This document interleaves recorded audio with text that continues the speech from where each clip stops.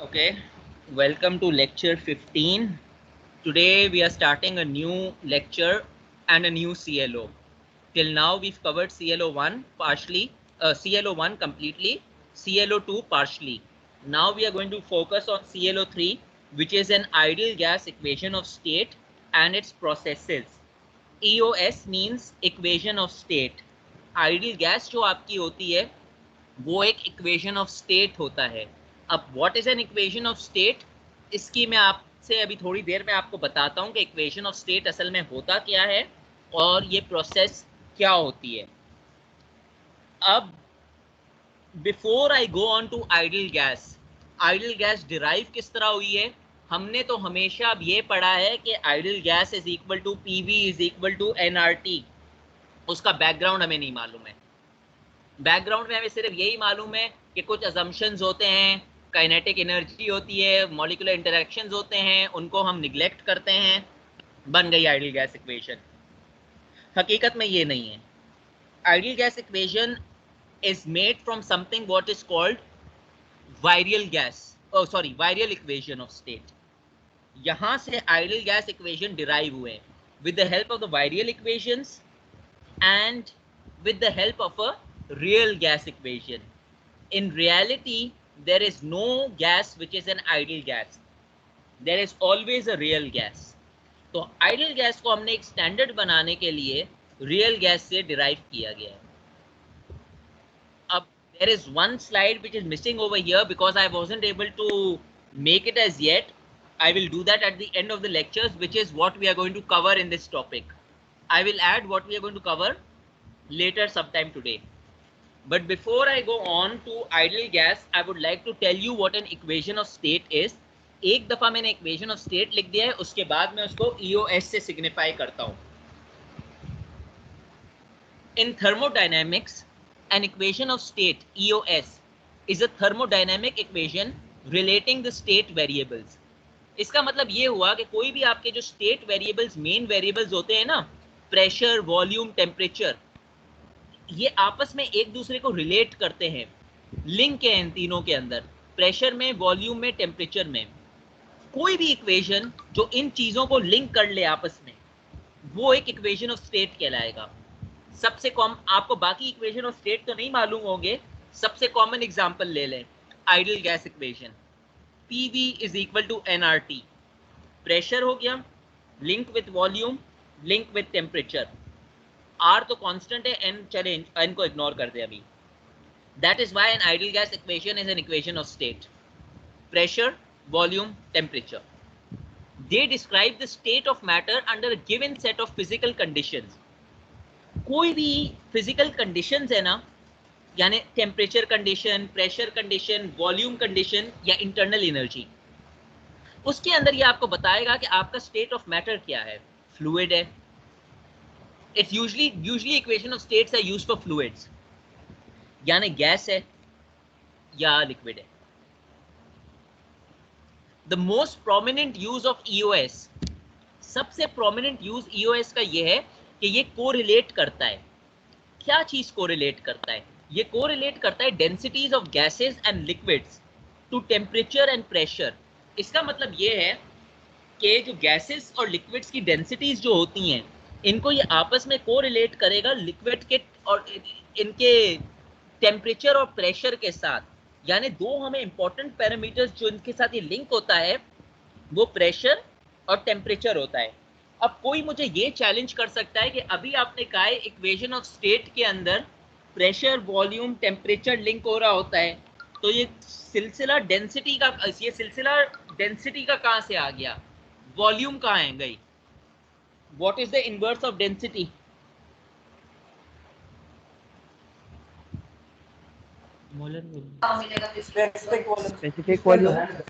Specific volume. Link हो गया ना? Volume, temperature, pressure. Inverse of density is specific volume. That is how the EOS are used to link या correlate the densities of gases and liquids to temperatures and pressure. The most common and simplest equation of state is the ideal gas law. Ideal gas law से कोई equation simple नहीं है. सबसे आसान आपका जो है वो आइडियल गैस इक्वेशन है। आगे चलते हैं। अब आइडियल गैस इक्वेशन होता क्या है, थोड़ा सा आपको इसको इक्वेशन ऑफ स्टेट का बैकग्राउंड दे दूं। इट इज एन एक्यूरेट है वीकली पोलर गैसेस के लिए, यानी वो जो गैसेस जिनका थोड़ा से पोलर होते हैं, मोमेंट्स होते हैं, जैसे आपका वाटर वेपर हो गया, एयर हो गई, इस तरह की गैसेस के लिए, और low pressure and moderate temperature के लिए, उनके लिए ये एक्यूरेट है। इसका मतलब ये हुआ, अगर मैंने कभी आपसे कोई क्वेश्चन पूछा, maybe in a viva, maybe in written, what is the most important criteria for an ideal gas for accurate value? Ideal gas के लिए condition is low pressure moderate temperature. अगर आप low pressure पे नहीं होगे, आपका pressure high होगा, you cannot use ideal gas equation. You have to use another equation of state. I will name a few equations of state in a bit. तो सबसे पहले आपने अपना प्रेशर चेक करना है कि आपका प्रेशर क्या है। अगर आपका प्रेशर बहुत ज्यादा बढ़ रहा है तो आप बोलेंगे ideal gas equation is not applicable, it is not possible to solve it by the ideal gas equation. कभी कभी हम आइडियल गैस और रियल गैस को रिलेट कर देते हैं, जैसे मैं आपको अभी आगे दिखाऊंगा। तो ये बात ये ये बात समझ आई आपको कि ideal gas equation low temperature, moderate temperature और लो प्रेशर के लिए। अब इसका ड्रॉप और दूसरा ड्रॉबैक क्या है? एक ड्रॉबैक तो मैंने आपको ये बता दिया, the drawback of EOS is of this equation of state is it is highly inaccurate at high pressure and low temperature. अगर आपका टेम्परेचर बहुत लो हुआ या आपका प्रेशर बहुत हाई हुआ तो ये इनएक्यूरेट होगी, ये प्रिडिक्ट नहीं कर पाएगी गैस की कंडेंसेशन के लिए। Why do I say condensation of gas? मैं कंडेंसेशन ऑफ गैस की इसलिए बात कर रहा हूँ क्योंकि ये आइडियल गैस इक्वेशन है। कहने का मकसद ये हुआ कि आइडियल गैस इक्वेशन के ऊपर खराब कर रहे हो, ये जो आपकी आइडियल गैस इक्वेशन है इसके अंदर आप कोई लिक्विड यूज नहीं कर सकते, it is only specific to a gas. इसीलिए बात कंडेंसेशन ऑफ गैस आती है, because I am focusing on gas. Furthermore it is only applicable to a gas. यानी अगर मैं आपसे ड्रॉबैक्स पूछूं आइडियल गैस इक्वेशन की, first and foremost not applicable to high pressure low temperature. Number 2, it is applicable only for gases. अगर मुझे कोई liquid के ऊपर उसकी वॉल्यूमेट्रिक प्रॉपर्टीज निकालनी है, यानी मुझे कोई लिक्विड की प्रेशर या टेम्परेचर निकालना है, मैं ideal gas equation of state नहीं लगा सकता, मैं कोई और इक्वेशन ऑफ स्टेट लगाऊंगा। Hence, a number of more accurate EOS have been developed for gases and liquids. ये प्रॉब्लम लोगों ने समझ ली। उन्होंने ये समझा कि जब हम इक्वेशन ऑफ स्टेट की बात करते हैं, हम प्रेशर, वॉल्यूम, टेम्परेचर की बात करते हैं, हमारा सबसे ज़्यादा इंटरेस्ट किस में होता है? उस वक्त मैंने आपको बताया था जब हम फेज डायग्राम्स कर रहे थे, मैंने आपको कहा था our main interest is in a two phase region on a PV diagram. Two phase region कौन सा वाला? Condensation curve, vaporisation curve. यानी हमारा इंटरेस्ट होता है वेपर लिक्विड रीजन के अंदर। तो अगर मुझे कोई लिक्विड प्रॉपर्टीज मालूम करनी है तो मैं क्या करूंगा? मैं कोई और इक्वेशन ऑफ स्टेट यूज करूंगा। आज तक currently there is no single EOS which predicts accurately the properties of all substances at all condition. आज तक कोई EOS ऐसा नहीं है जो तमाम कंडीशंस के ऊपर, तमाम प्रॉपर्टीज के ऊपर सबको प्रिडिक्ट कर सकता है। हर इक्वेशन के साथ कोई ना कोई फॉल्ट है। For example ideal gas equation, ये हाई प्रेशर पे नहीं कर सकता। कोई और इक्वेशन ऑफ स्टेट, वो लो प्रेशर पे नहीं कर सकता। आइडियल गैस इक्वेशन वो गैसेस को नहीं, वो लिक्विड्स को नहीं कर सकता। Similarly some other equation of state, उसके साथ कोई और प्रॉब्लम होगी, वो maybe low pressure fluids को, लिक्विड को नहीं कर सकता, हाई प्रेशर लिक्विड को सिर्फ कर सकता है। So there is always some problem, there is no fixed equation of state which can deal with every single property. कोई क्वेश्चन यहां तक? Some of the common equation of states are, this I've written in order, The first one that was developed was ideal gas equation of state. Look in the bracket, gases only. उसके बाद wander Waal equation of state, fluids के लिए use होता है. RK equation of state which is a modification of the van der Waal equation of state, fluid के लिए use होता है. Modified RK equation of state fluid के लिए यूज होता है. Peng Robinson equation of state fluid के लिए यूज होता है. When I talk about fluid, I mean anything which can flow. A fluid can be a liquid, a fluid can be a vapor. Suppose I'm talking about a liquid. The first ideal gas equation is automatically neglected. Not possible to use it. Then I have to use van der Waal equation, RK equation, modified RK या Peng Robinson, one of them. Suppose if my pressure is very low, maybe one of them cannot handle low pressure. So I have to focus on which can handle low pressure. Maybe van der Waal equation handles low pressure, so I have to do my fluid, my liquid on that. अगर मैं gases की बात करूं, ideal gas equation is only for low pressure gases. अगर मेरी gas का pressure बहुत high हो तो मैं क्या करूंगा, मैं दूसरा इक्वेशन ऑफ स्टेट करूंगा जो हाई प्रेशर को यूज कर सके, क्योंकि इक्वेशन ऑफ स्टेट जो बाकी है वो फ्लूइड को कर सकते हैं. फ्लूइड के अंदर गैस भी आती है, फ्लूइड के अंदर लिक्विड भी आता है. तो अगर कोई हाई प्रेशर गैस हो, इसका ये मतलब नहीं है कि वो इम्पॉसिबल है उसको सॉल्व करना.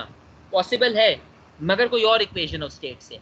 आइडियल गैस इक्वेशन से पॉसिबल नहीं है, because the condition, I repeat, the condition of ideal gas is low pressure moderate temperature.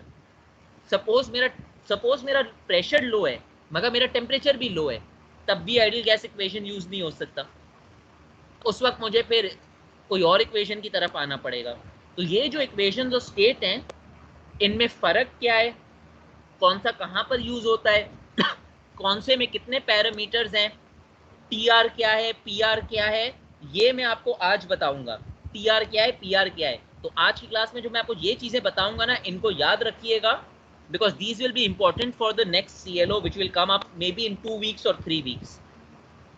So when I discuss equations of state in detail in the next chapter, we will come on these 4 equations.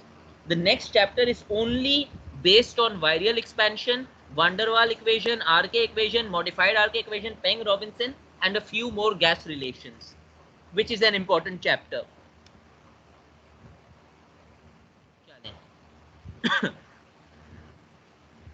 अब एक general equation of state में आपको क्या मिलेगा. General form of N equation of state is it's a function of Pvt. अभी मैंने आपको बताया था कोई भी इक्वेशन ऑफ स्टेट के अंदर पीवीटी आपस में लिंक होते हैं.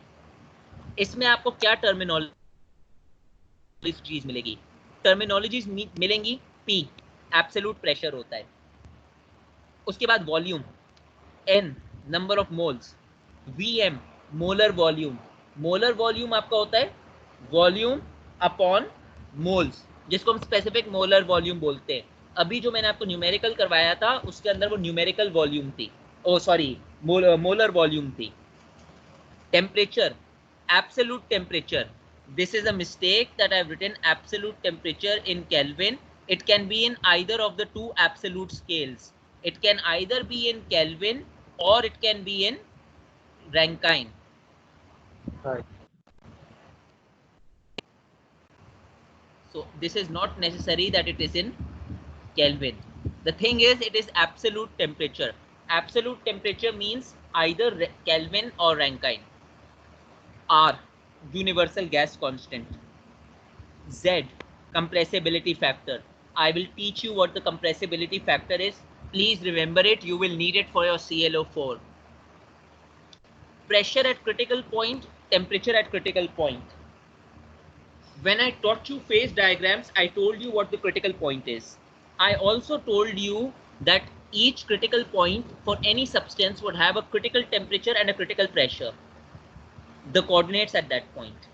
How they are related in a two-phase diagram, I will come to that right now. But कहने की बात वही कि अगर आपका प्रेशर क्रिटिकल प्रेशर से बढ़ जाएगा तो आप डेंस फ्लूइड रीजन के अंदर पहुंच जाओगे. अगर आपका टेम्परेचर क्रिटिकल टेम्परेचर से बढ़ जाएगा तब भी आप डेंस फ्लूइड से तरफ पहुंच जाओगे. There is no reversibility. फिर एक बात होती है VC, which is the molar at a critical point. Molar what? Molar volume at a critical point, ये भी कभी कभी यूज होती है. Finally, we have reduced pressure and reduced temperature. These two terms are two new terms which I will discuss. They are related with Z, the compressibility factor. तो ये जो terminologies हैं, इनका आपका सामना करना पड़ेगा इस चैप्टर में. अच्छा, अब देखें, थोड़ा सा इसको अंडरस्टैंड कीजिएगा मैं किस पॉइंट के ऊपर आ रहा हूँ. Isotherms for gases and vapor lying above and to the right of CD on PV graphs are simple curves. जब मैंने आपको PV डायग्राम बताया था, ये वाली पिक्चर मैंने आपको दिखाई थी. कुछ आइसोथर्म्स हैं जो ये जो कर्व है क्रिटिकल पॉइंट और डी कर्व जो है इसके राइट साइड के ऊपर है और ऊपर हैं इसके. ये सिंपल कर्व्स होते हैं और इन कर्व्स की खासियत क्या है? इन कर्व की खासियत ये है, number one, they are isotherm, which means that each of these curves is going to have a specific temperature. अगर एक का टेम्परेचर 500 केल्विन है तो 501 केल्विन उसके ऊपर नहीं आ सकता. 501 की लाइन दूसरी बनेगी. दूसरी बात क्या है कि ये जितने भी कर्व्स हैं जो इस पॉइंट के ऊपर C के ऊपर है या राइट हैंड साइड के ऊपर हैं, they are inversely related in terms of pressure and volume. इसकी भी अंदर कोई अनोखी चीज नहीं है. When is pressure and volume inversely related? या Boyle's law? When temperature is constant. इन लाइनों के ऊपर क्या है? Temperature is constant. तो ऑटोमेटिकली Boyle's law एप्लीकेबल हो रहा है. Boyle's law इसलिए एप्लीकेबल हो रहा है, आप यहाँ कर्व को भी फॉलो करें. अगर मैं टॉप पॉइंट के ऊपर हूँ तो यहाँ पर कोई वॉल्यूम है और कोई प्रेशर है. अगर मैं नीचे आऊँ तो वॉल्यूम बढ़ रहा है, प्रेशर कम हो रहा है. So automatically it is inversely proportional. So inverse relation है, volume decreases as pressure will increase. अभी मैंने आपको बताया, since the temperature at any given isotherm is constant, we can assume Boyle's law is applicable. जो PV है it is nearly constant. Nearly constant का मतलब कि एनालिस्ट ने बनाया था अपनी तरफ से, कोई रिलेशन बनाया था कि पीवी जो है वो कांस्टेंट है. अगर आप इसको इन टर्म्स ऑफ फंक्शन करें प्रेशर के अंदर तो आप पीवी को कांस्टेंट अज्यूम कर सकते हैं. और इसके जरिए इन्होंने क्या किया? इसके जरिए इन्होंने पीवी को एक्सप्रेस कर दिया हर आइसोथर्म के लिए by power series in terms of pressure. इसका मतलब क्या हुआ? इन्होंने ये कहा कि पीवी है ना, वो एक कांस्टेंट टर्म है. हम अज्यूम कर लेते हैं एनालिटिकली ये कांस्टेंट है. अब हम इसके जरिए विथ रिलेशन टू प्रेशर एक पावर सीरीज बनाते हैं. अब आपको मालूम है मैथमेटिकली पावर सीरीज क्या होती है?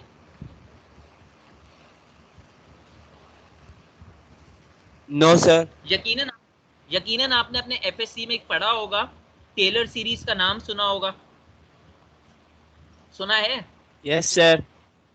तो जब पावर के अंदर पावर जब बढ़ रहा था सीरीज के अंदर, तो मैथमेटिकली मैं इसको इतना अच्छा डिफाइन नहीं कर सकता हूं क्योंकि ये कोई मैथ्स का बंदा ही बताएगा. मगर पावर सीरीज आप थोड़ा सा उसको गूगल कर लीजिएगा, what exactly is a power series. But what the thermodynamics experts did, they said that PV is constant, so they made a power series. Please follow me from now on. क्योंकि अगर आपने इसको follow नहीं किया ना तो आप खो जाएंगे.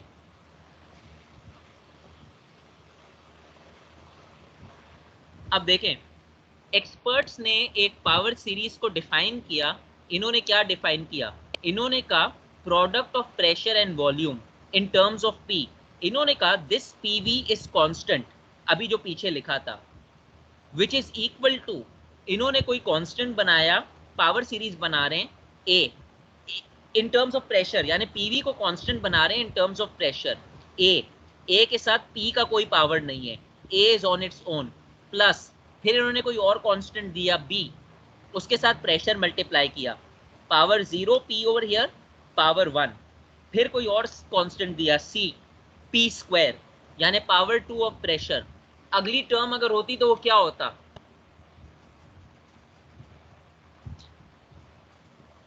DP cube. DP cube and so on. This is the power series.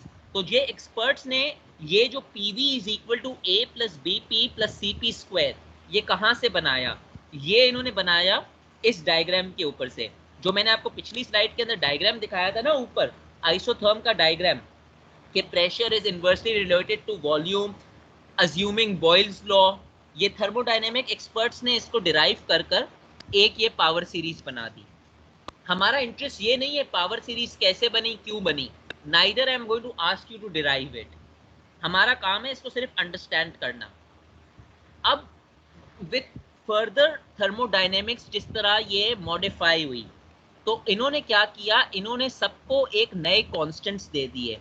कैसे कांस्टेंट दिए, इन्होंने सारे कांस्टेंट्स इन टर्म्स ऑफ ए दे दिया। उसकी वजह क्या है, उसकी वजह क्या है कि यहाँ पर ये बहुत मेसी हो जाता है कि ए भी है, बी भी है, सी भी है, तो क्यों ना हम इसको सिंप्लीफाई कर देते हैं इन टर्म्स ऑफ ए। तो इन्होंने क्या किया कि जो आपका कांस्टेंट स्मॉल बी है उसको इन टर्म्स ऑफ ए के लिए इन्होंने लिख दिया it is A B prime, यानी कैपिटल बी प्राइम। जो आपका सी है वो हो गया, I think I made a mistake over here. This should be AC prime. अगर आपका अगला टर्म D होता, वो क्या होता,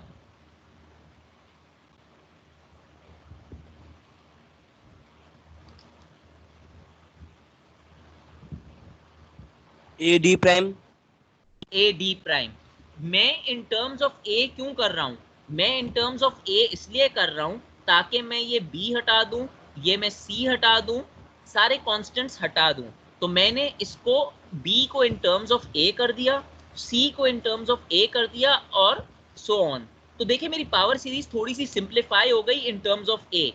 कैसे सिंप्लीफाई हुई, पीवी को मैंने वैसे के वैसे रखा, ए वैसे के वैसा है, बी की जगह में क्या लूंगा, बी की जगह में लूंगा ए बी प्राइम, सी की जगह में क्या लूंगा, ए सी प्राइम। अगर मैं ए को कॉमन रख लेता हूं और आउट कर लेता हूं ब्रैकेट के बाहर, तो जो मेरे पास ओरिजिनल ए है वो क्या बन जाएगा, 1।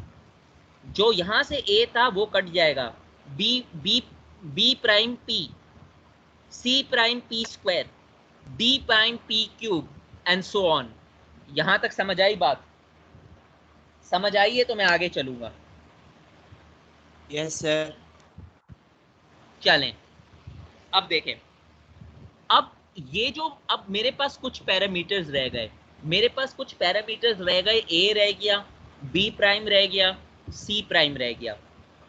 ये कांस्टेंट्स होते हैं, हर गिवन टेम्परेचर के लिए ये कांस्टेंट होंगे, और हर गिवन केमिकल स्पीसी के लिए ये कोई कांस्टेंट होगा।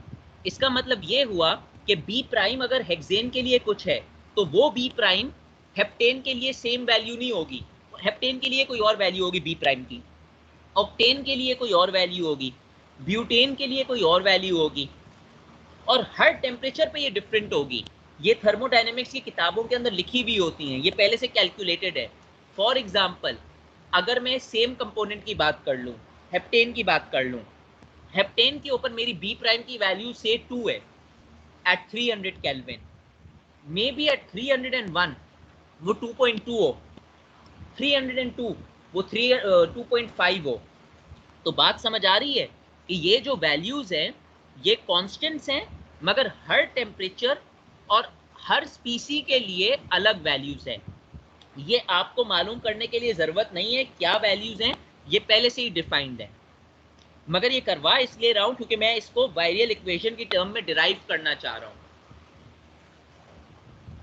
अब देखें, जब आपको ये समझ आ गया कि ये बिल्कुल एक कांस्टेंट है for a chemical स्पीसी, in principle the right hand side of the equation is N infinite series.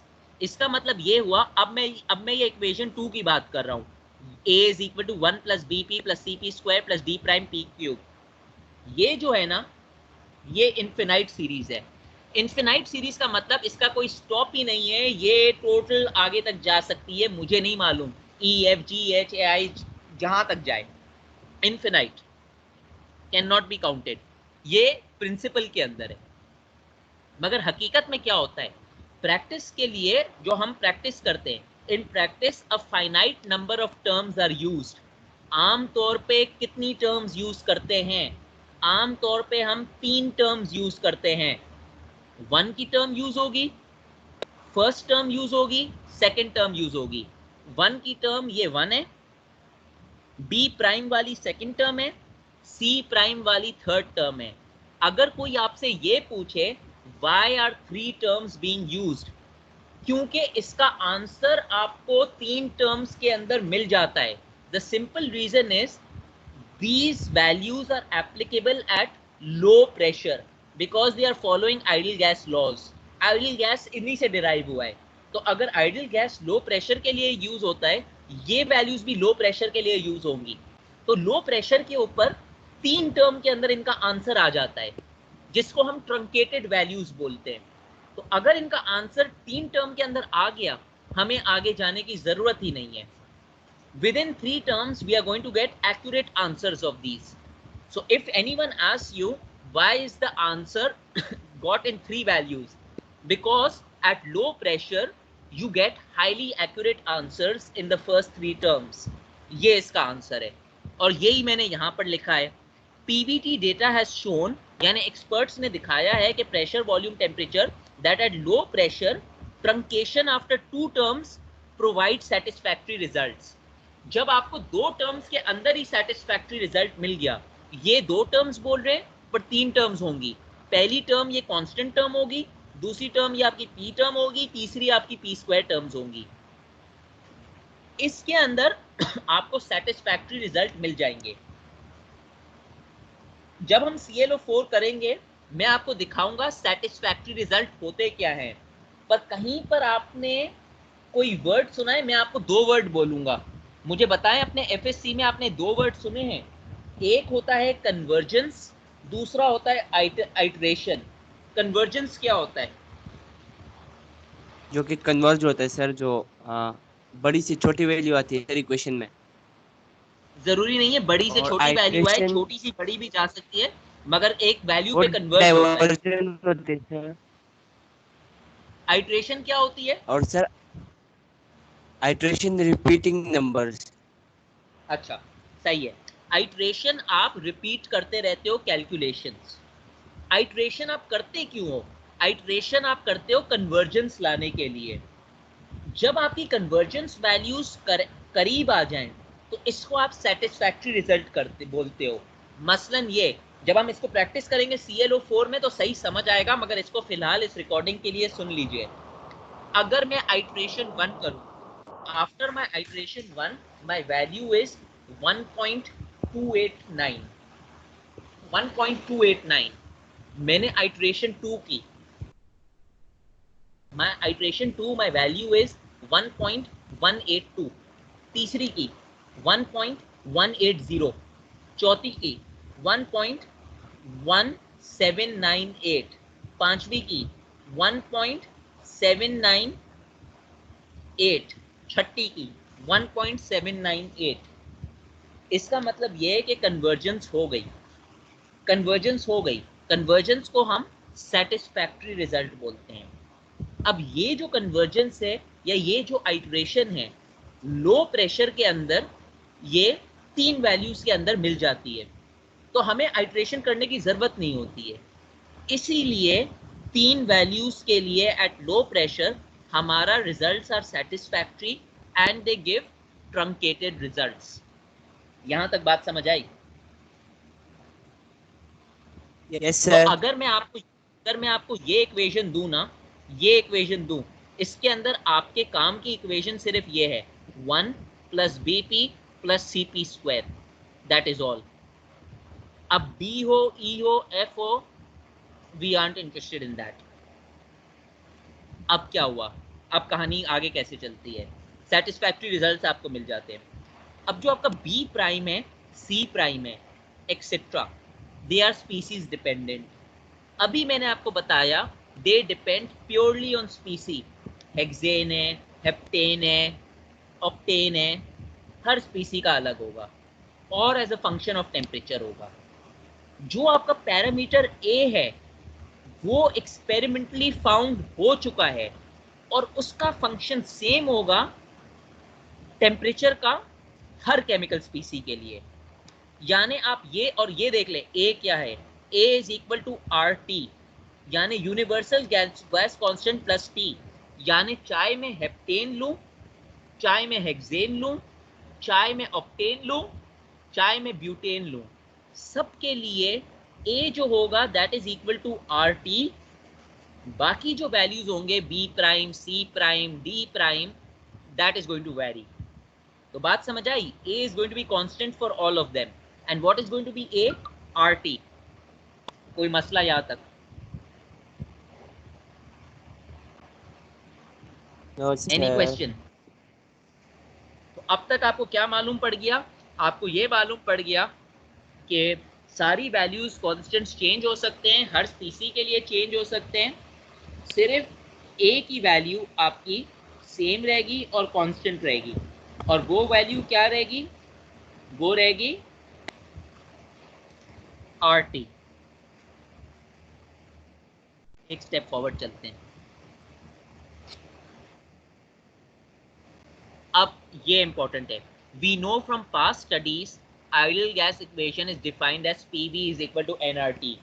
बचपन से आपने पढ़ा होगा कि PV is equal to nRT ideal gas equation. Physics में पढ़ा होगा, पहले मैट्रिक के लिए, इंटर में आकर पढ़ा होगा, और आज तक पढ़ते रह रहे हैं। तो PV is equal to nRT। जब मैंने पहला लेक्चर लिया था उसी वक्त मैंने कहा था in reality there is no such thing as an ideal gas. Ideal gas is only used for standard purposes, comparison purposes. Every gas is a real gas. और उसके अंदर एक फैक्टर होता है Z, और इस Z को हम बोलते हैं कंप्रेसिबिलिटी फैक्टर। अगर आपको याद रहे, जब मैं आपको इक्वेशन ऑफ स्टेट के पैरामीटर्स दिखा रहा था, वहां पर एक पैरामीटर मैंने Z लिखा था, ये वही Z है। इस Z को हम बोलते हैं कंप्रेसिबिलिटी फैक्टर। तो असल में जो इक्वेशन होता है ना, वो एक आइडियल गैस इक्वेशन नहीं होता, वो एक रियल गैस इक्वेशन होता है। रियल गैस इक्वेशन क्या है? For n moles PV is equal to NZRT। अगर मैं Z को इज इक्वल टू 1 कर दूं तो क्या बन गया?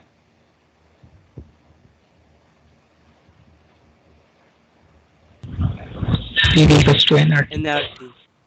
PV is equal to nRT, जिससे आपको ये मालूम होता है कि in ideal gas equation the compressibility factor is equal to 1।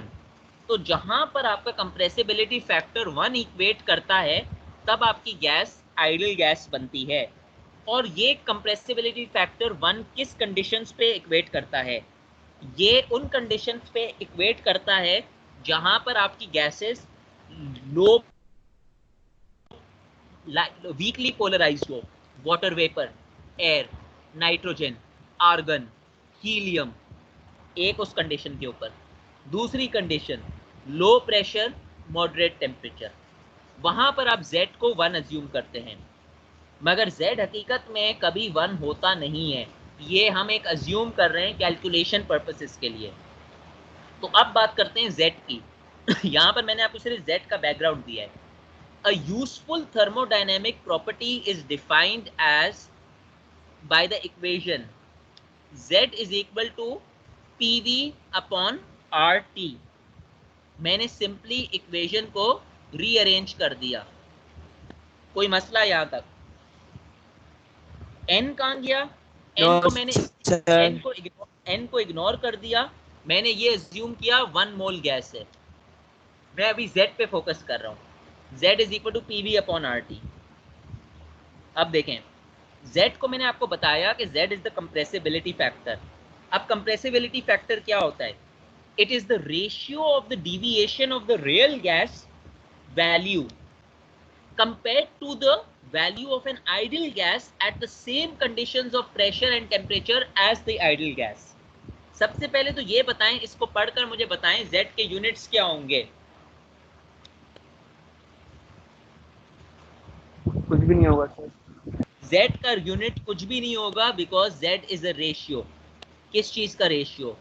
ये रेशियो है कितना एक गैस डिविएट कर रही है आइडियल गैस वैल्यू से। आइडियल गैस वैल्यू 1 होती है, तो अगर Z की वैल्यू 1.2 आती है तो ये बताती है कि 1.2 टाइम्स डिविएट कर रही है आइडियल गैस से। Z की वैल्यू 0.7 आती है तो ये बताती है 0.7 डिविएट करती है आइडियल गैस से। तो सिर्फ ये बता रही है। इंपॉर्टेंट पॉइंट क्या है Z की वैल्यू नेगेटिव हो सकती है सर? नो, Z की वैल्यू नेगेटिव नहीं हो सकती। अगर Z की वैल्यू नेगेटिव होगी तो आपका इक्वेशन कैसे बनेगा? Pressure negative, temperature negative, volume negative, कोई ना कोई चीज तो नेगेटिव हो जाएगी ना फिर। तो ये आपको ये बता रहा है इंपॉर्टेंट कंडीशन क्या, इंपॉर्टेंट पॉइंट क्या है कि Z को जब आप कंपेयर करते हैं ना, अगर कोई भी चीज को आप कंपेयर कर रहे हैं तो आपको स्टैंडर्ड रखना है। स्टैंडर्ड का मतलब ये है कि अगर Z आप कंपेयर कर रहे हैं फॉर एग्जांपल 100 डिग्री सेंटीग्रेड के ऊपर और 5 बार के ऊपर, तो आपको वही कंडीशंस रखनी है आइडियल गैस के ऊपर कि ideal gas should also be at 100 degree C and 5 degree 5 bar pressure. ये दूसरी लाइन ये बता रही है that the condition is the value from an ideal gas value at the same conditions of pressure and temperature as the ideal gas। आप ये नहीं कर सकते कि आप अपनी रियल गैस को कंपेयर कर रहे हैं 10 बार एंड 100 केल्विन के ऊपर और आइडियल गैस को आप कंपेयर कर रहे हैं 15 बार और 10 डिग्रीज के ऊपर। That is not a fair comparison. है सर। जी सर आप कह रहे हैं Z की जो वैल्यू होती है वो हमें बताती है कि Z जो हमारी जो गैस है वो कितनी डेविएट करती है आइडियल गैस से। तो डेविएशन तो सर दो किस्म की होती है, एक पॉजिटिव होती है, नेगेटिव। तो फिर हमें कैसे पता चलेगी कि ये पॉजिटिव डेविएशन है, नेगेटिव डेविएशन है? ये कभी पूछा नहीं जाता पॉजिटिव है या नेगेटिव है, मगर ये डायग्राम आपको बता देता है। पॉजिटिव डिविएशन होती है तो वो आइडियल गैस की लाइन स्ट्रेट लाइन होती है ना, थोड़ा सा ऊपर डिविएट करती है। अगर फर्ज करें 0.9 आती है वो विथ रेफरेंस टू 1 लेती है, नेगेटिव वैल्यू में नहीं जाएगी। मगर अगर 0.9 आ जाए वो नेगेटिव डिविएशन मानी जाएगी क्योंकि आपका रेफरेंस पॉइंट 1 है, रेफरेंस पॉइंट 0 नहीं है। बात समझे? अच्छा सर, आप कह रहे हैं सर कि Z नेगेटिव नहीं हो सकता ना? फॉर एग्जांपल अज्यूम कर ले कि चेंज इन वॉल्यूम है हमारा नेगेटिव है और बाकी सब पॉजिटिव है, तो नेगेटिव नहीं हो जाएगी वैल्यू? कैसे Z को नेगेटिव लाएंगे? चेंज इन वॉल्यूम की आप बात क्यों कर रहे हैं? जब आप आइडियल गैस की बात कर रहे हैं तो आप चेंज इन वॉल्यूम की क्यों बात कर रहे हैं? जब भी कोई कैलकुलेशन करनी है, कभी आपने सुना है कि आइडियल गैस के अंदर चेंज इन वॉल्यूम का न्यूमेरिकल? मुझे कोई न्यूमेरिकल दिखा दें चेंज ऑफ वॉल्यूम का। चलें, तो अब आपको क्या मालूम होता है यहाँ पर कि मैंने आपको ये बता दिया कि आइडियल गैस का टेम्परेचर और प्रेशर से ये सेम होना चाहिए। दो इंपॉर्टेंट पैरामीटर्स हैं which come along with Z to calculate it both analytically और ग्राफिकली। वो हैं TR और PR। A little while ago I told you about TR and PR. If you want to calculate Z analytically, analytical means calculation which will be taught in CLO4. Graphically means by using a graph. I will teach you how to calculate it by graph in this CLO, क्योंकि इसके अंदर मैं ideal gas और इसको relate करूंगा। तो इस वाले CLO के अंदर आप ग्राफिकली देखेंगे और अगले CLO के अंदर आप एनालिटिकली देखेंगे।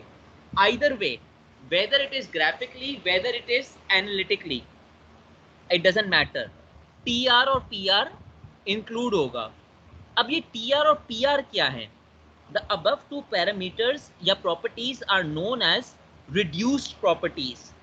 They are a ratio and related to the critical properties. अगर ये रेशियो हैं तो TR और PR के यूनिट क्या होते हैं?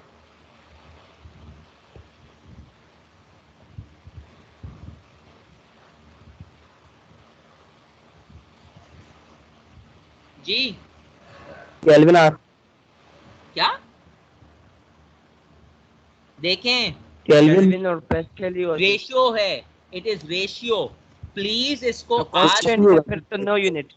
आज दिमाग में रख लें। आज पहली दफा मैंने मेंशन किया है और आज दिमाग में रख लें, TR and PR have no units.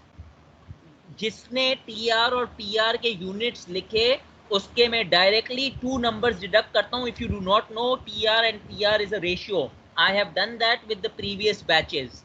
I am telling you again, normal temperature and pressure will have units, critical temperature and pressure will have units, TR and PR do not have units. I will prove it to you.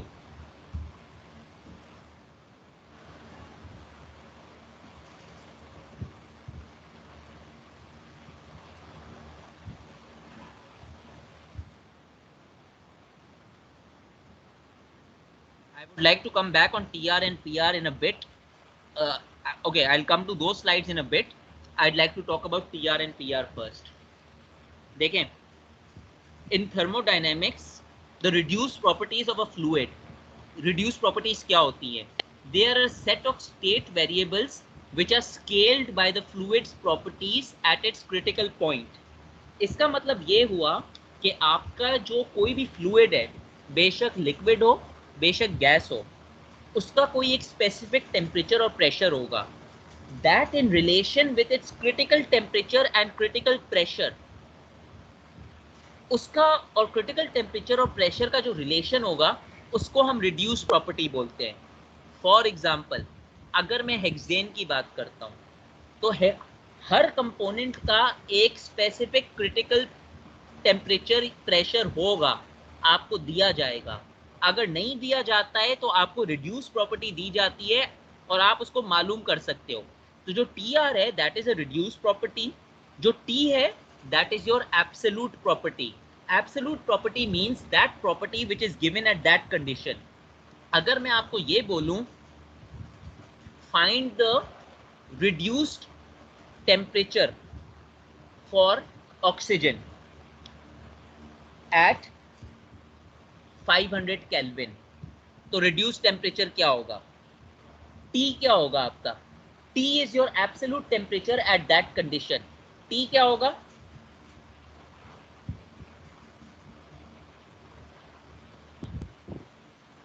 अभी मैंने बताया T क्या होगा? Absolute 500 kelvin. T आपका 500 kelvin होगा. तो अब मेरी रिड्यूस प्रॉपर्टी क्या है? मेरी reduce property is my given temperature upon the critical temperature. आपको ऐसा चार्ट दिया जाएगा, ये चार्ट दिया जाएगा. इस चार्ट के ऊपर, is this visible? Yes, sir. मैं इसको But blurry. साइज बड़ा कर रहा हूँ. एक सेकेंड रुके.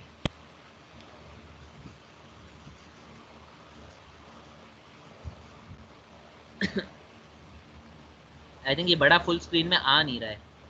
ओके,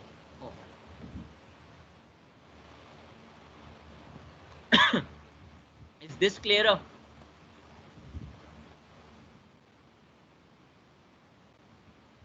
नजर आ रही है सबको? Yes, sir. अच्छा देखें, यस सर. आपको ये टेबल दिया गया है. अब इस टेबल के अंदर एक कंपोनेंट है ऑक्सीजन. अल्फाबेटिकली ऑर्डर में लिखा है. ऑक्सीजन बिल्कुल प्रोपेन के ऊपर है. नजर आ रहा है ऑक्सीजन? Yes, sir. आप ऑक्सीजन को देखें, पहले इसका फॉर्मूला है, उसके बाद इसका यूनिट मास है, फिर SI यूनिट्स के अंदर आपको क्रिटिकल टेम्परेचर और क्रिटिकल प्रेशर दिया है, और अमेरिकन यूनिट्स के अंदर क्रिटिकल टेम्परेचर और क्रिटिकल प्रेशर दिया है. SI की बात करते हैं. SI टेम्परेचर के अंदर आपका क्रिटिकल टेम्परेचर क्या है? 154 केल्विन. मैंने आपको क्या कहा? आपका गिवन टेम्परेचर क्या है? 500 केल्विन. तो आपका रिड्यूस टेम्परेचर क्या होगा? 500 डिवाइडेड बाय 154. तो अगर मैं 500 केल्विन डिवाइडेड बाय 154 केल्विन करूं तो मेरा आंसर जो भी आएगा, it is going to be 3 point something. मेरा आंसर जो भी आएगा उसके यूनिट क्या होंगे? कोई यूनिट नहीं होगा. कोई यूनिट नहीं होगा. सही है. केल्विन केल्विन कट जाएगा.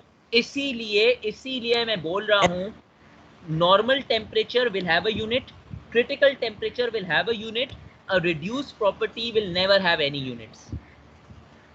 So for instance, मैं आपको बोलूं मुझे reduce pressure बताएं for ammonia, reduce pressure for ammonia at 45 bar, या 45 बार छोड़ें, reduce pressure of ammonia at 200 बार. आप क्या करेंगे? आप अमोनिया पे जाएंगे, अमोनिया पे रीड करेंगे रिड्यूस प्रेशर बार में कितना है. बार के अंदर इट इज 112.8. मैंने आपको क्या कहा? 200. You will do 200 bar divided by 112.8 bar. you will get your reduced pressure. Understand? Yes, sir. This is how you find your reduced pressure. जी जी बोलें.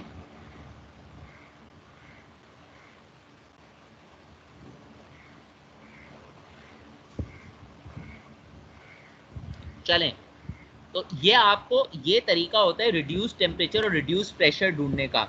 अगली लाइन देखें. They are dimensionless thermodynamic coordinates because they are a ratio. Ratio होता है तो इनके unit नहीं होते. अब ये क्या होते हैं? ये कंप्रेसिबिलिटी फैक्टर के साथ लिए जाते हैं. They are taken together with the compressibility factor to provide the basis for simplest form for equation of state. यानी इक्वेशन ऑफ स्टेट के अंदर हमें z को कैलकुलेट करना पड़ता है और z tr और pr के बगैर कैलकुलेट नहीं हो सकता. It is not possible to calculate z without tr and pr. Graphically I will show it to you right now, analytically I will show it to you later, but अभी मेरी बात पर यकीन कर लें, ये z आपको बगैर tr और pr के कैलकुलेट नहीं होगा. So that is why it is important. It is also used in PR, यानी Peng-Robinson equation of state, for a model designed for high accuracy values near the critical point. Critical point के ऊपर आपको high accurate values चाहिए, तो वहां पर ये design होता है. अब जो मैं आपको बोल रहा हूं कि z के साथ ये tr और pr यूज होता है. First I will show you a easy curve and then I will show you a slightly complicated curve. This is a easy curve. इस इजी कर्व में आपको क्या दिख रहा है? सबसे पहले तो आप z की वैल्यू देखें. z की वैल्यू जहां पर 1 है वो स्ट्रेट लाइन जा रही है. That is showing N ideal gas behaviour. यहां पर लिखा हुआ है. अब जो डिविएशन है ये देखें, ये कर्व्स डिविएट कर रहे हैं. 1.1 पे इतना डिविएशन है, 1.2 पे इतना डिविएशन है, 1.3 पे इतना डिविएशन है. It is all deviation. अब इस कर्व के ऊपर आपको कितने पैरामीटर नजर आ रहे हैं मुझे ये बताएं, और कौन कौन से नजर आ रहे हैं? रिड्यूस प्रेशर एंड सही है. रिड्यूस प्रेशर और कंप्रेस देखें कंप्रेसिबिलिटी फैक्टर 3 नजर आ रहे हैं. आपने रिड्यूस प्रेशर तो देखा, कंप्रेसिबिलिटी फैक्टर z भी देखा, मगर ये लाइनें भी तो देखें. ये जो रिड्यूस टेम्परेचर की जा रही हैं, इस कर्व के ऊपर 3 पैरामीटर्स हैं. अब जब आपको क्वेश्चन मिलता है ना, आपको इस तरह का कर्व मिलता है, और इस तरह के कर्व के अंदर थोड़ी बहुत अप्रोक्सीमेशन होती है. अब इसको अंडरस्टैंड कर लें कि ये किस तरह सॉल्व होता है. अगर मैं z की वैल्यू कोई चीज की पूछूं, फर्ज करें आपको मैंने कोई एलिमेंट दिया है, उसका रिड्यूस टेम्परेचर आ रहा है 4. मेरी लाइन को फॉलो कीजिएगा. अगर आपको मुझे पहले ये बताइए, माउस ऊपर नीचे कर रहा हूं, can you see this? No sir, यहाँ पर हैंग नहीं होता होता है है. सर, हैंग होता है. हैंग होता है. चलें फिर आपको मेरे वर्ड से जाना पड़ेगा. फर्ज करें आपने कोई एलिमेंट की कैलकुलेशन की है. Bye elements calculation you get a reduced pressure of 4, और उसी एलिमेंट का रिड्यूस्ड टेम्परेचर यू गेट 1.80. और मैंने आपको बोला आप z को फाइंड करें, तो आप क्या करेंगे? आप अपना पहला डॉट 4 पे लगाएंगे. 4 के ऊपर आप एक डॉट लगाएंगे, और उस 4 के ऊपर आप ऊपर चले जाएंगे स्ट्रेट लाइन के अंदर. 4 के ऊपर आपका डॉट है, स्ट्रेट लाइन के ऊपर आप जाएंगे 1.80 के ऊपर. जो लाइन 1.80 पे टच कर रही है टीआर की, 1.80 पर जाने के बाद आप क्या करेंगे? आप उसको लेफ्ट पे ले जाएंगे कंप्रेसिबिलिटी फैक्टर के ऊपर. यहां पर जो मुझे वैल्यू नजर आ रही है कंप्रेसिबिलिटी फैक्टर की, वो है 0.80. कैसे आई? दोबारा मुझे फॉलो करें. 4 मैंने कहा रिड्यूस टेम्परेचर है, रिड्यूस प्रेशर है. 4 के ऊपर मैंने एक पॉइंट बनाया, मैंने कहा मेरा टेम्परेचर 1.80 है रिड्यूस. मैं 1.80 की लाइन के ऊपर गया. सॉरी, मैं उसको 1.40 को पढ़ रहा था. मैं 1.80 की लाइन पे गया, और 1.80 से फिर मैं उसको साइड पे ले जाऊं लेफ्ट के ऊपर तो मेरा आंसर 0.90 है। तो मुझे ये बताएं, अगर मैं आपको ये बताऊं कि आपका रिड्यूस टेम्परेचर 5 है और आपका रिड्यूस टेम्परेचर 1.62 है, तो आप इसको कैसे सॉल्व करेंगे? आप 5 के ऊपर जाएंगे, 5 के ऊपर आप एक लाइन ऊपर लेकर जाएंगे, इधर 1.62 कुछ भी नहीं है, इधर एक लाइन 1.6 है, दूसरी लाइन 1.8 है। आप इन दोनों के बीच में अंदाजे से एक पॉइंट बनाएंगे और उसको लेफ्ट पे ले जाएंगे, और जो भी कॉरेस्पॉन्डिंग वैल्यू है कंप्रेसिबिलिटी फैक्टर की, उसको आप लिख लेंगे। बात समझ आई? Yes sir. मैंने 0.9 समथिंग। 0.9 नहीं है, उससे कम ही है। मैंने क्या कहा था, 0.8। 5 और 1.62 है ना? हाँ, 0.8 से थोड़ा सा ऊपर है, 0.82 बोलें, 0.84 बोलें, ऐसी है।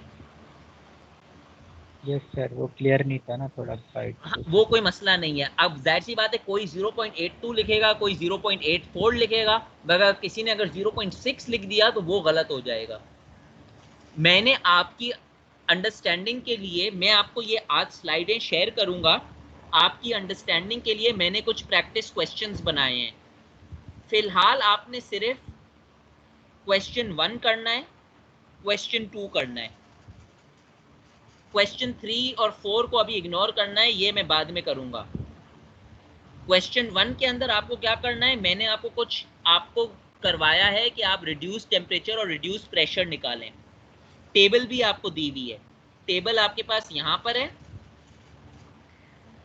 टेबल यहां पर है। आपको सिर्फ रिड्यूस टेम्परेचर और रिड्यूस प्रेशर निकालना है, दैट इज क्वेश्चन 1। सिर्फ अपने यूनिट्स देखिएगा कि यूनिट्स कंसिस्टेंट होने चाहिए। क्वेश्चन 2 में क्या करना है, क्वेश्चन 2 में मैंने आपको रिड्यूस प्रेशर दिया हुआ है, कॉरेस्पॉन्डिंग रिड्यूस टेम्परेचर दिया हुआ है। आप जाएंगे इस ग्राफ के ऊपर और आप मुझे Z की वैल्यू निकाल कर देंगे। तो ये आपका अगली क्लास के लिए, यानी नेक्स्ट ट्यूसडे के लिए होमवर्क है, असाइनमेंट नहीं है, मगर ये होमवर्क के तौर पे है कि आज आपको कम से कम ये मालूम हो जाए कि रिड्यूस प्रॉपर्टी किस तरह निकलती है और कॉरेस्पॉन्डिंग कंप्रेसिबिलिटी फैक्टर किस तरह निकलता है, using the curve and using this table. That is all you have to do. This question will maximum take you 10 minutes. 10 minute से ज्यादा काम नहीं है। पहले जो 3 है that is just like a few seconds division है। तो I would like you and I would hope that you do it, that you give me the calculations and give me your answers. अगर कोई चाहे तो वो अपने answer लेकर मुझे टीम्स के ऊपर मैसेज भी कर सकता है, मैं आंसर चेक कर बता दूंगा। आंसर मैंने दिए इसलिए नहीं है because I want you to practice on your own first before I give the answers. तो समझ आई बात, क्या सर करना है? होमवर्क आपको कब सबमिट करवाना है? जब टीम्स पे करवाना है सबमिट करना करवा है? लें। आज अगर कर देते हैं तो आज कर दें, ट्यूसडे से पहले करवाना है तो करवा दीजिए। मैं इसके नंबर नहीं दे रहा हूँ, आप ही की अच्छाई के लिए कि आपको समझ आ जाए, क्योंकि मुझे परवाह नहीं है अगर आपको नहीं समझ आया, मैं रिपीट नहीं करूंगा, मैं अज्यूम कर लूंगा कि आपने किया नहीं है, आपको समझ आ गया है। अगर आपको समझ है तो समझ आ गया है, आपको लग रहा है कॉन्फिडेंट है मैंने सही किया है, no need to share it. This is only for those who are having some doubts, क्योंकि कॉन्सेप्ट नया है ये थोड़ा। चलें, तो that is your homework 1 and 2। कुछ चीजें मैं आपको बाद में बताऊंगा इसके अंदर अगली क्लास में। आखिरी जो चीज है, back to what I was doing, मैंने आपको यह बता दिया था, the above two properties are known as reduced properties and are a ratio related to the critical properties। अब देखें, with the definition of Z and the equation A is equal to RT, please follow me over here। in the previous equation, यानी जो Virial equation था, it can take the following form: Z is equal to 1 plus BP plus CP square plus DP cube। ये मैं कैसे लाया, इसको follow करें। Z क्या है, what is Z? PV on Z is equal to RT. PV upon RT. What is A? RT. RT. मेरा equation क्या है? PV is equal to A 1 plus B prime P plus C prime P square plus D prime P cube. अगर मैं ये A PV के नीचे ले आता हूं तो मेरा ये क्या बन गया? PV upon RT. अगर वो कांस्टेंट A को मैं अंडर PV ले आऊं, यानी मैं बोलना ये चाह रहा हूं, I am trying to say if I put compressibility factor बन जाएगा. my A over here, PV upon A. PV upon A would simply become PV upon RT. ये बन गया. So PV upon Yes, RT sir. क्या होता है? अभी मैंने आपको बताया PV Z. upon RT is equal to Z. PV upon RT is Compressibility equal to factor. Z is equal to Z, और ये A भी कैंसिल हो जाएगा क्योंकि ये A यहाँ पर इनकॉर्पोरेट हो जाएगा. तो सिंपली आपका इक्वेशन क्या बन गया? आपका इक्वेशन ये बन गया, Z is equal to 1 plus BP prime plus CP prime square plus D prime P cube. वही इक्वेशन है. A आपका हट गया क्योंकि A आपका आ गया PV के नीचे. सही है? ये समझ Yes, आया? sir. Z is equal to 1 Yes, plus sir. B. अब ये जो इक्वेशन है ना, ये है in terms of pressure. Virial expansion जो होते हैं ना, वो इन टर्म्स ऑफ प्रेशर होते हैं और इन टर्म्स ऑफ वॉल्यूम होते हैं. अगर आप ऊपर वाला देखें, ऊपर वाला इन टर्म्स ऑफ प्रेशर है, यहाँ पर मेरे पास P की टर्म्स है, नीचे वाला मेरे पास इन टर्म्स ऑफ वॉल्यूम है. ये दोनों करेक्ट हैं. ये दोनों इसलिए करेक्ट हैं क्योंकि अगर आपका data in terms of pressure है, आप ऊपर वाला यूज करेंगे. अगर आपका data in terms of volume है, आप नीचे वाला यूज करेंगे. It depends on what data is given to you. अब देखें, both the above equations are known as virial expansion.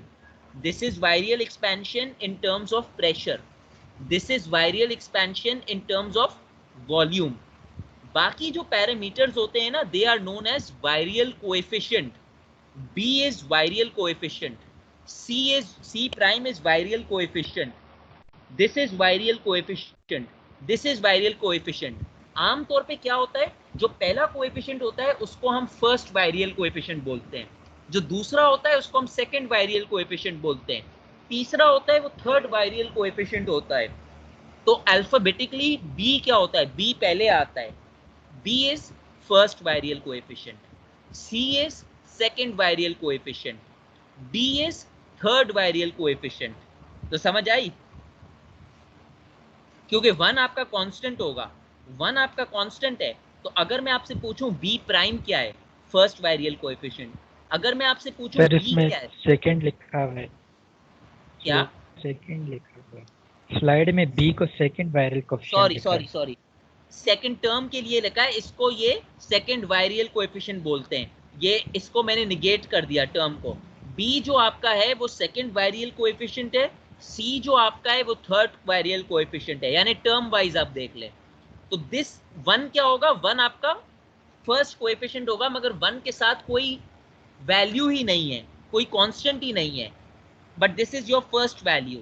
तो second virial coefficient, third virial coefficient. यहां तक बात समझ आई? सर ये बी और बी प्राइम डिफरेंट है. क्या? बी और बी प्राइम, सी और सी डिफरेंट है, प्राइम डिफरेंट है. आ रहा हूं, डिफरेंट. डिफरेंट है, आ रहा हूं इसके ऊपर. यहां तक बात समझ आई? Yes sir.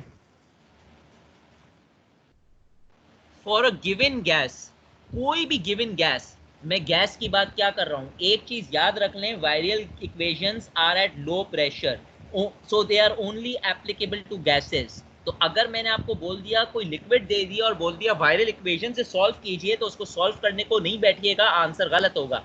You will say it is not possible because viral equation is only for gas, not a liquid. मेरी आदत है कि मैं कभी कॉन्सेप्ट चेक करने के लिए मैं आपको जानकर लिक्विड दूंगा और आपको बोलूंगा सॉल्व करें, और कभी कभी मैं नंबर भी 3 नंबर के रखता हूं. नंबर नहीं देखिएगा, कॉन्सेप्ट देखिएगा. हो सकता है नंबर 3 नंबर का हो और आपको सिर्फ एक लाइन लिखनी हो, not possible because this is a liquid, full 3 number के लिए. सो फॉर सर एक बात बताएं सर. जी सर आपने कहा वायरल इक्वेशन ये लो प्रेशर के लिए होती है। जी। ओके सर, बस ये पूछना था। So for a given gas, the virial coefficients are a function of temperature only. ये as a function of temperature only है। अब जो मुझे किसी ने कहा था कि जो दो वायरियल इक्वेशन है B और B प्राइम वो सेम है, एक्सपर्ट्स ने ये फाइंड आउट किया हुआ है कि ये कोएफिशिएंट्स आपस में रिलेटेड कैसे हैं। फॉर एग्जांपल इन्होंने कहा है B prime is equal to B upon RT। इसका मतलब ये हुआ कि यहाँ पर B प्राइम है ना, अगर मैं आपको एक बात बताऊं, एक चीज मुझे प्रूव करनी पड़ेगी, चलें वो जब मैं वायरल इक्वेशन की बात करूंगा उस वक्त मैं ले आऊंगा, अभी बहुत जल्दी है उसको प्रूव करना।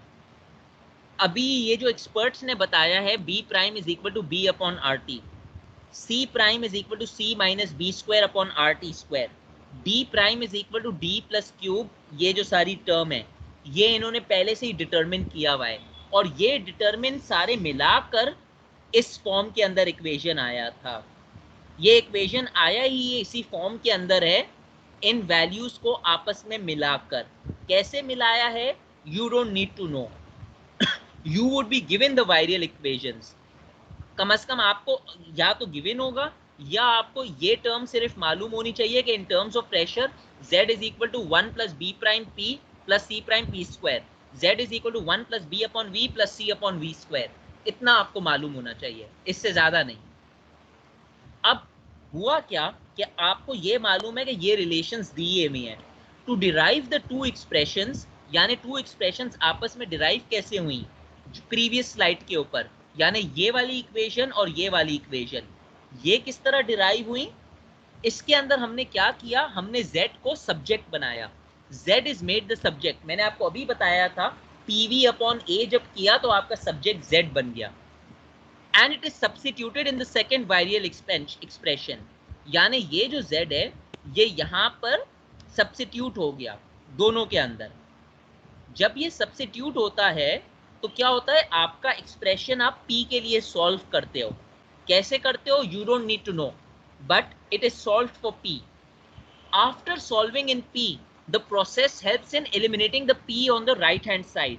जब आप इसको सॉल्व करोगे तो जो राइट हैंड साइड के ऊपर p है ये ऑटोमेटिकली एलिमिनेट हो जाएगा, एलिमिनेट होकर ये इस फॉर्म में आ जाएगा, एलिमिनेट होकर ये इस फॉर्म के अंदर आ जाएगा। तो एलिमिनेट होकर ये इस फॉर्म में आ जाएगा, तो यू विल गेट, देखता हूँ मैं इसको देता हूँ, जस्ट एक सेकंड मुझे दें प्लीज, मैं एक काम छोटा सा कर लूँ, 2 मिनट दें मुझे।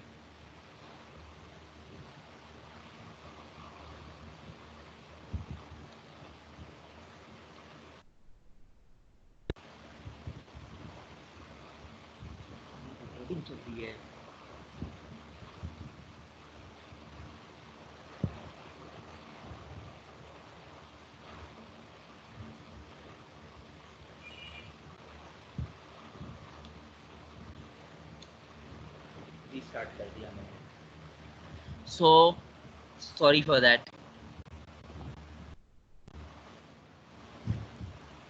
सो एक्सपर्ट्स ने क्या किया, उन्होंने p को राइट पे रखा, राइट हैंड साइड से इन्होंने इसको एलिमिनेट किया, एलिमिनेशन के बाद उनके पास रिजल्ट आया इन टर्म्स ऑफ 1 अपॉन वी। जब 1 अपॉन वी आया तो वो इसको इस फॉर्म में कन्वर्ट कर सकते थे, तो उन्होंने इस वायरियल एक्सपेंशन को, ये वाले एक्सपेंशन को इस फॉर्म के अंदर लिख लिया। कैसे आया, बियॉन्ड योर कोर्स। अब ये जो अप्रोक्सीमेटेड रिजल्ट्स है ना, ये सिर्फ 2 वायरियल एक्सपेंशंस के लिए ट्रू रहते हैं, इस वाले वायरियल एक्सपेंशन के लिए और इस वाले वायरियल एक्सपेंशन के लिए। आपकी नॉलेज के लिए आपको सिर्फ ये मालूम होना चाहिए कि आपका जो z है ना वो 2 टर्म में आपको आंसर मिल जाता है, या मैक्सिमम 3 टर्म के अंदर, यानी आपके काम का एक्सपेंशन है 1 plus B upon V plus C upon V square. B upon V जो होता है वो 2 बॉडी के लिए होता है, सी अपॉन वी स्क्वायर जो होता है वो 3 बॉडी रिलेशंस के लिए होता है, यानी 3 डिफरेंट बॉडीज। तो आपका आंसर इस टर्म के अंदर आपको आपका आंसर मिल जाएगा एक्यूरेटली। जितनी टर्म्स आप ज्यादा करें उतना आपका आंसर इनएक्यूरेट होता रहता है। इसीलिए यहाँ पर आखिरी लाइन ये है, the contribution to Z decreases with high ordered terms, so at low pressure you only need maximum 3 terms. Z is equal to 1 plus B upon V plus C upon V square. These values are ignored at high pressures. That is all you needed to know for your viral expansion. जब मैं ClO4 start करूंगा, I will start from this point. I will start from the point where I assume that you already know how to derive the viral expansions. My starting point would be you know how to derive the viral expansion.